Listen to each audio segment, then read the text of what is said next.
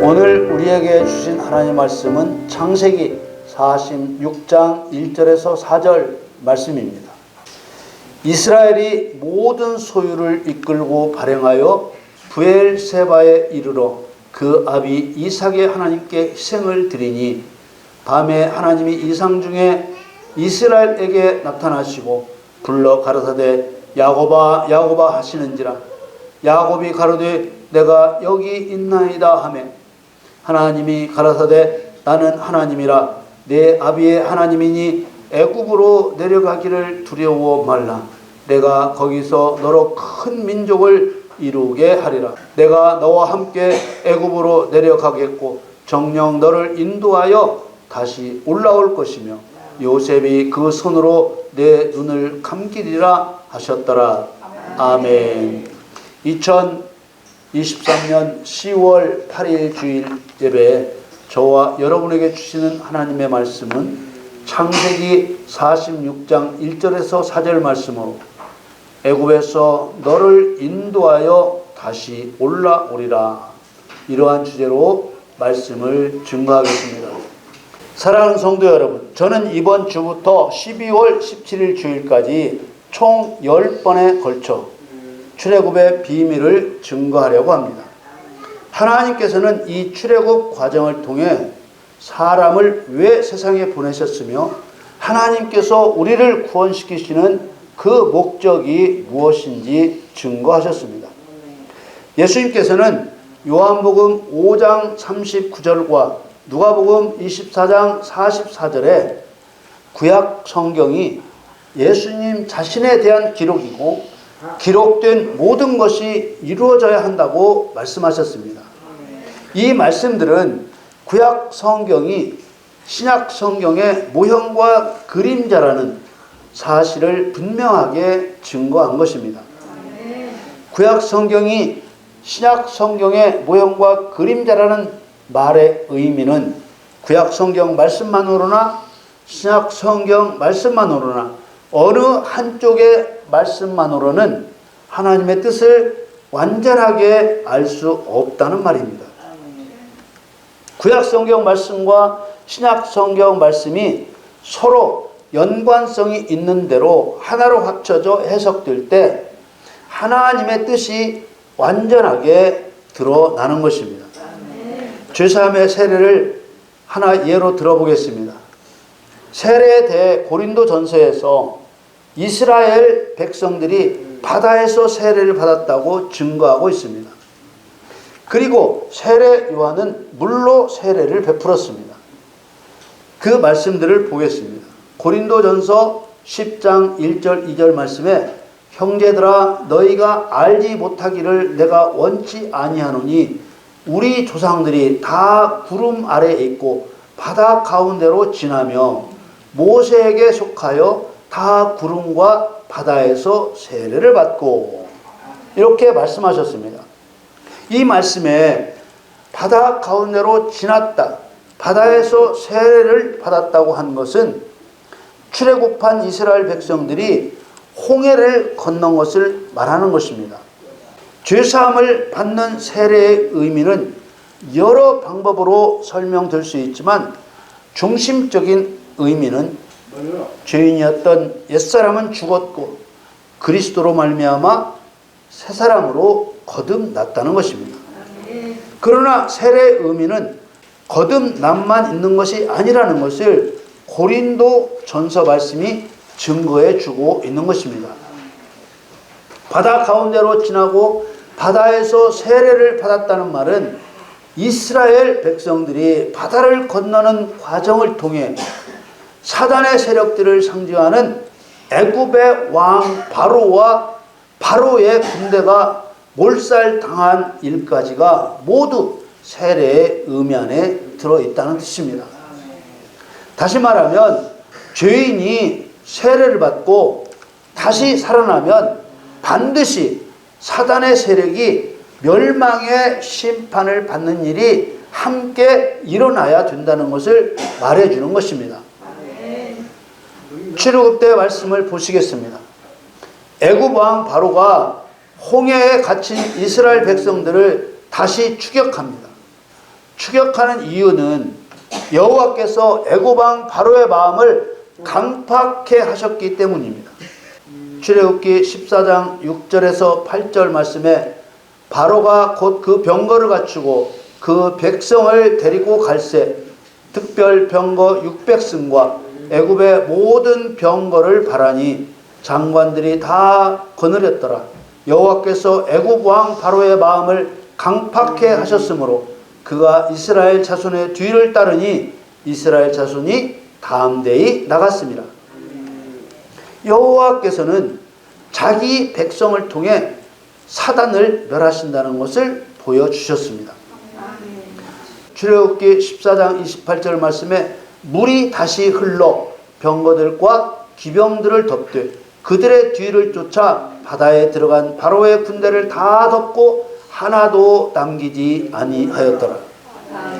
신약 성경에 나온 세례의 의미와 구약 성경에 나오는 세례의 의미를 합쳤을 때 비로소 세례의 의미가 온전하게 드러나게 해 놓으신 것입니다.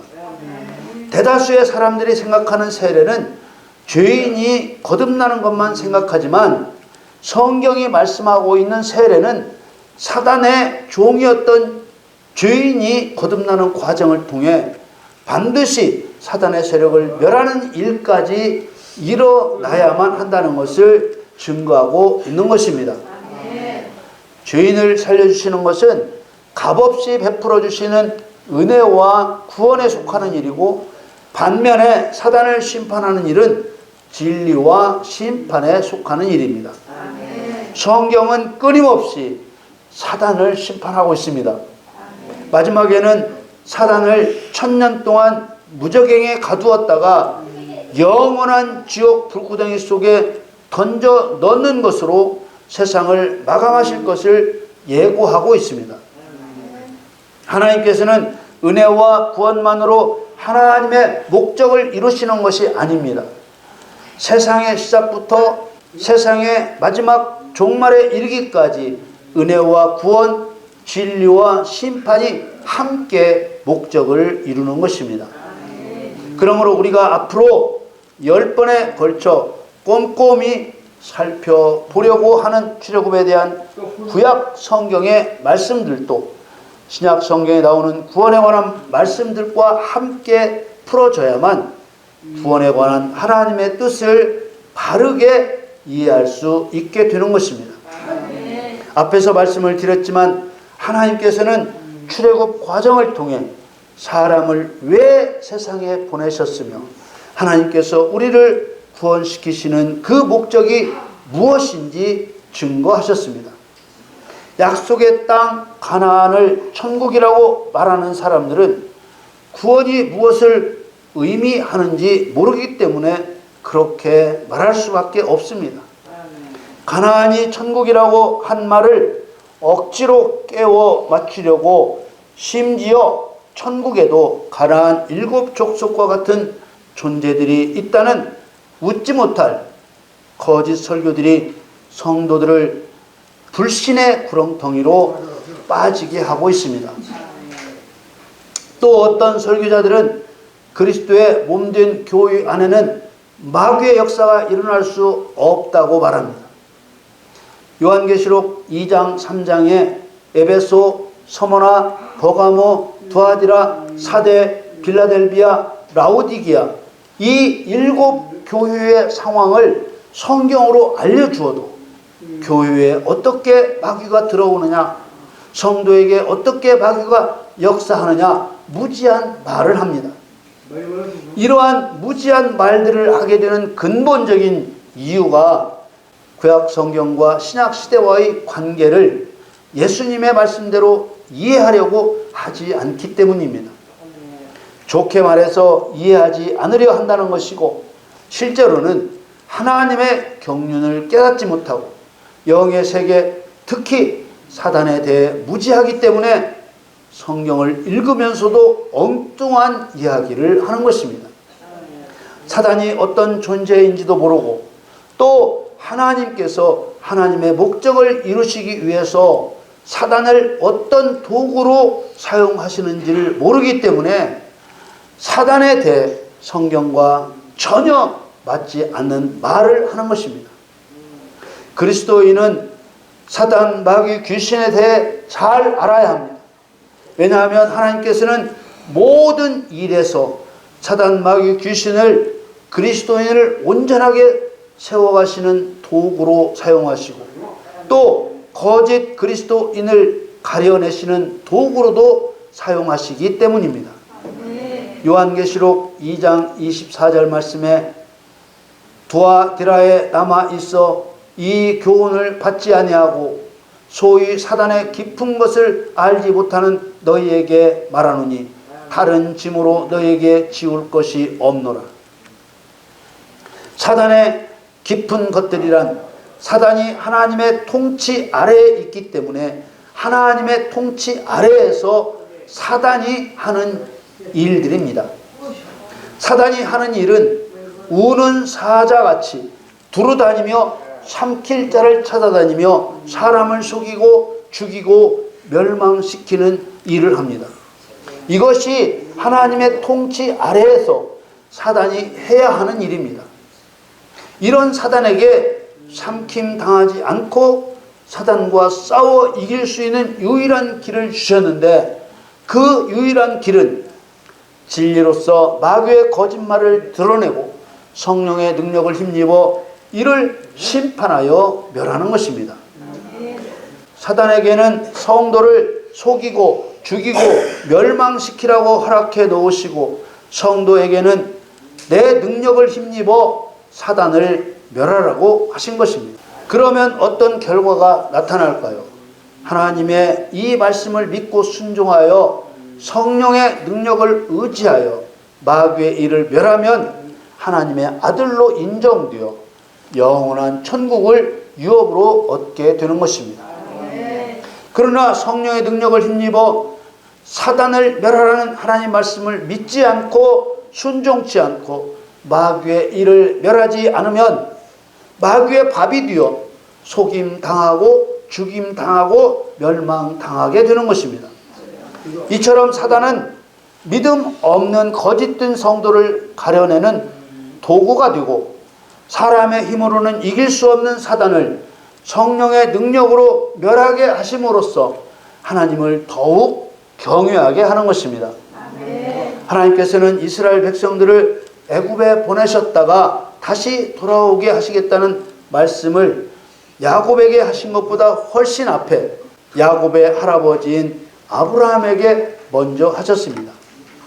창세기 15장 12절에서 14절 말씀에 해질 때 아브라함이 깊이 잠든 중에 캄캄함이 임함으로 심히 두려워하더니 여호와께서 아브라함에게 이르시되 너는 정령이 알라 네 자손이 이방에서 객이 되어 그들을 섬기겠고 그들은 400년 동안 네 자손을 괴롭게 하리니 그 섬기는 나라를 내가 징치할지며 그 후에 네 자손이 큰 재물을 이끌고 나오리라. 아브라함에게 하신 이 하나님의 말씀 중에서 우리가 오늘 주목하려고 하는 말씀은 14절 말씀입니다. 그 섬기는 나라를 징치할지며 라고 하셨습니다. 그 섬기는 나라는 애굽을 말하는 것입니다. 이스라엘 백성들을 애굽에서 400년 동안 괴롭힘을 당하게 하시고 애굽을 징치하시겠다고 하신 것입니다. 징치한다는 말은 심판하신다는 뜻입니다. 우리가 이미 하나님께서 애굽을 징치하신 결과가 무엇인지 알고 있습니다. 그들에게 10가지 재앙이 내려졌고 애굽 왕 바로와 그의 군대를 홍해에서 죽이셨습니다. 그리고 그 후에 이스라엘 백성들이 큰 재물을 이끌고 애굽에서 나올 것이라 하셨습니다. 이스라엘 백성들이 나와서 돌아갈 곳은 약속의 땅 가나안이었습니다. 도대체 하나님께서는 무슨 이유로 이렇게 하신 것일까? 그리고 이런 구약시대의 일은 신약시대의 어떤 일의 모형과 그림자일까? 하나님께서는 할아버지 아브라함에게 미리 말씀하신 대로 유다의 성읍인 헤브론에 살고 있던 야곱이 애굽의 총리가 된 요셉의 초청으로 가족들을 이끌고 애굽으로 출발하기 전에 브엘세바에서 여호와께 제사를 드렸습니다. 브엘세바를 지나면 애굽 땅입니다. 예루살렘과 브엘세바의 중간쯤에 있는 헤브론에서 가족을 이끌고 애굽으로 가던 도중 자신의 나라 유다를 벗어나기 직전에 브엘세바에서 여호와께 제사를 드릴 때 하나님께서 이상 중에 야곱에게 나타나셔서 말씀하신 것입니다. 오늘 본문 창세기 46장 1절 2절 말씀에 이스라엘이 모든 소유를 이끌고 발행하여 브엘세바에 이르러 그 아비 이삭의 하나님께 희생을 드리니 밤에 하나님이 이상 중에 이스라엘에게 나타나시고 불러 가라사대 야곱아 야곱아 하시는지라 야곱이 가로되 내가 여기 있나이다 하매 하나님께 희생을 드렸다는 말은 짐승을 죽여 불로 태워드리는 번제를 드렸다는 말입니다. 밤에 제사를 드렸는데 제사를 드리는 중에 하나님이 환상으로 야곱에게 찾아오신 것입니다. 환상이라고도 하는 이상은 하나님께서 자신을 보여주시는 한 수단과 방법입니다. 눈으로 볼 수는 있지만 실체는 아닌 공중에 떠있는 그림과 같은 형상을 환상, 이상이라고 합니다. 이처럼 야곱이 하나님께 희생을 드릴 때 이상으로 임하신 하나님께서 야곱아 야곱아 부르시고 야곱은 내가 여기 있나이다 대답했습니다. 야곱이 대답하자 하나님께서는 야곱에게 약속을 하셨습니다. 창세기 46장 3절 4절 말씀에 하나님이 가라사대 나는 하나님이라 네 아비의 하나님이니 애굽으로 내려가기를 두려워 말라. 내가 거기서 너로 큰 민족을 이루게 하리라. 내가 너와 함께 애굽으로 내려가겠고 정녕 너를 인도하여 다시 올라올 것이며 요셉이 그 손으로 내 눈을 감기리라 하셨더라. 하나님께서는 야곱에게 애굽에 내려가는 것을 두려워 말라 하시며 세 가지 약속을 하셨습니다. 첫째 약속은 애굽에서 야곱의 가족들로 큰 민족을 이루게 하시겠다는 약속이었습니다. 둘째 약속은 하나님께서 야곱과 함께 애굽으로 내려가고 또 나오게 할 때도 하나님께서 친히 인도하셔서 다시 올라오게 하신다고 약속하셨습니다. 셋째 약속은 아들 요셉의 품에서 죽게 하시겠다고 약속하셨습니다. 이런 하나님의 약속과 함께 야곱의 가족 70명은 애굽 땅으로 들어간 것입니다. 우리는 하나님께서 야곱의 가족을 애굽에 보내신 일이 어떤 의미를 가지고 있는지 알기 위해 하나님께서 왜 이 일을 행하셨는지 의문을 가져야 하고 그 답을 알아야 합니다. 하나님께서 약속하신 땅은 가나안 땅이었습니다. 하나님은 가나안 땅에서도 얼마든지 큰 민족을 이루게 하실 수 있습니다. 하나님은 아버지 야곱이 그토록 사랑했던 아들 요셉의 품에서 죽을 수 있도록 얼마든지 은혜를 베푸실 수 있습니다. 야곱의 할아버지 아브라함에게 말씀하신 대로 야곱의 가족을 애굽에 보내지 않고도 얼마든지 애굽을 심판하실 수 있습니다. 하나님은 이스라엘 백성들을 애굽에 보내지 않고도 얼마든지 큰 재물을 주실 수 있습니다. 그렇게 하지 않고도 하실 수 있는 일인데 자기 백성을 400년 동안이나 애굽의 괴로움을 당하게 하셨습니다. 이스라엘 백성들의 출애굽 사건은 심판과 구원의 모형이기 때문에 예수 그리스도를 통해 이루시는 심판과 구원의 목적과 방법과 수단의 법칙이 되는 것입니다. 그러므로 우리는 이 출애굽 사건을 통해 증거하시는 하나님의 숨겨진 목적과 뜻을 찾아야 합니다. 그래야만 하나님의 경륜을 이해할 수 있고 성경이 열리게 되는 것입니다. 이스라엘 민족의 출애굽 과정 중에 나타난 모든 일들은 오늘날 교회 시대의 성도들에게도 정확하고 동일하게 적용되는 하나님의 원칙이기 때문에 그 의미를 바로 알고 지켜야 합니다. 출애굽한 이스라엘 백성들은 정확하게 신약시대의 구원받은 성도들의 모형입니다. 하나님께서 이스라엘 백성들을 애굽에서 구원해 내실 때 행하셨던 모든 일은 교회 시대의 성도들을 인도해 가실 때 나타내실 일들의 모형이 되는 것입니다. 교회 시대에 한 사람의 죄인이 구원을 받을 때에도 애굽에 10가지 재앙을 쏟아 부으시듯이 사단의 세력들에게 10가지 재앙과 같은 강력한 권능을 쏟아 부으시는 것입니다. 영의 일이기에 인간의 눈에 보이지 않았을 뿐 죄인이 원수의 손에서 그냥 빠져나온 것이 아니라는 것입니다.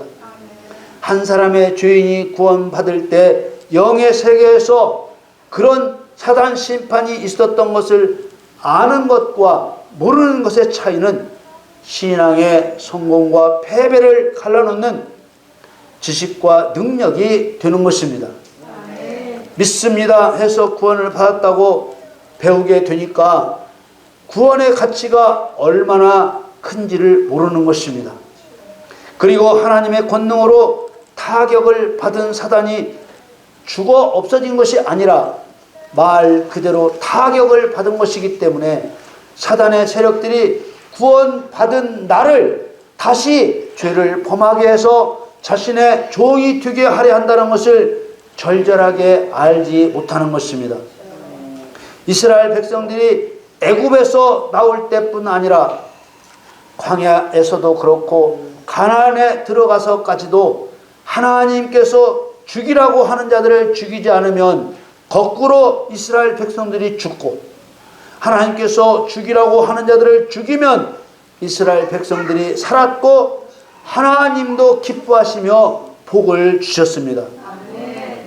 이스라엘 백성들이 애굽에서 나와 행진한 광야는 먹을 것을 얻을 수도 없고 입을 옷을 얻을 수도 없고 추위와 더위를 막아주는 쉴 집도 없고 위험하기 짝이 없는 곳이었지만 하나님께서 그 모든 문제를 해결해 주셨습니다.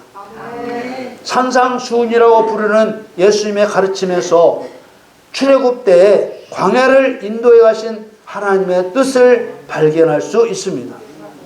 마태복음 6장 30절에서 34절 말씀에 오늘 있다가 내일 아궁이에 던지우는 들풀도 하나님이 이렇게 입히시거든 하물며 너희 일까 보냐 믿음이 적은 자들아. 그러므로 염려하여 이르기를 무엇을 먹을까 무엇을 마실까 무엇을 입을까 하지 말라. 이는 다 이방인들이 구하는 것이라. 너희 천부께서 이 모든 것이 너희에게 있어야 할 줄을 아시느니라. 아멘. 너희는 먼저 그의 나라와 그의 의를 구하라. 그리하면 이 모든 것을 너희에게 더하시리라. 아멘. 그러므로 내일 일을 위하여 염려하지 말라. 내일 일은 내일 염려할 것이요 한날 괴로움은 그날에 족하니라. 아멘. 어떻습니까? 출애굽 때 광야를 행진하는 이스라엘 백성들에게 원하셨던 것과 의미가 똑같습니다. 애굽으로 보내졌던 이스라엘 백성들이 살던 곳은 가나안 땅이었습니다.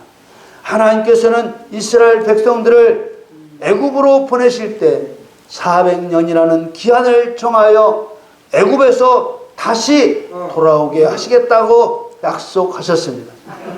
그리고 돌아가는 과정 속에서 하나님만이 유일한 신이심을 경험하고 확신하게 하셨습니다. 아멘. 이 일과 죽음 직전의 바울의 고백과 비교해 보겠습니다. 디모데후서 4장 6절에서 8절 말씀에 관제와 같이 벌써 내가 부음이 되고 나의 떠날 기약이 가까웠도다. 내가 선한 싸움을 싸우고 나의 달려갈 길을 마치고 믿음을 지켰으니 이제 후로는 나를 위하여 의의 면류관이 예비되었으므로 주 곧 의로우신 재판장이 그날에 내게 주실 것이니 내게만 아니라 주의 나타나심을 사모하는 모든 자에게니라. 출애굽 때 이스라엘 백성들에게 요구하신 것과 이 바울의 고백은 선한 싸움을 싸우고 달려갈 길을 마치고 믿음을 지키는 똑같은 일입니다. 사랑하는 성도 여러분, 출애굽 과정에 나타내신 하나님의 비밀을 다시 한번 자세히 살펴 깨닫고 순종하려고 비밀의 여정을 출발했습니다. 출애굽 때에도 그랬고 예수님께서도 나더러 주여 주여 하는 자마다 천국에 다 들어갈 것이 아니라고 하셨습니다. 여러분 모두가 세상에서 너를 인도하여 다시 올라오리라 약속하신 대로 천국에 다 들여지기를 소원하며 모든 관문을 통과하고 마침내 천국에 이르시기를 예수님의 이름으로 축원합니다.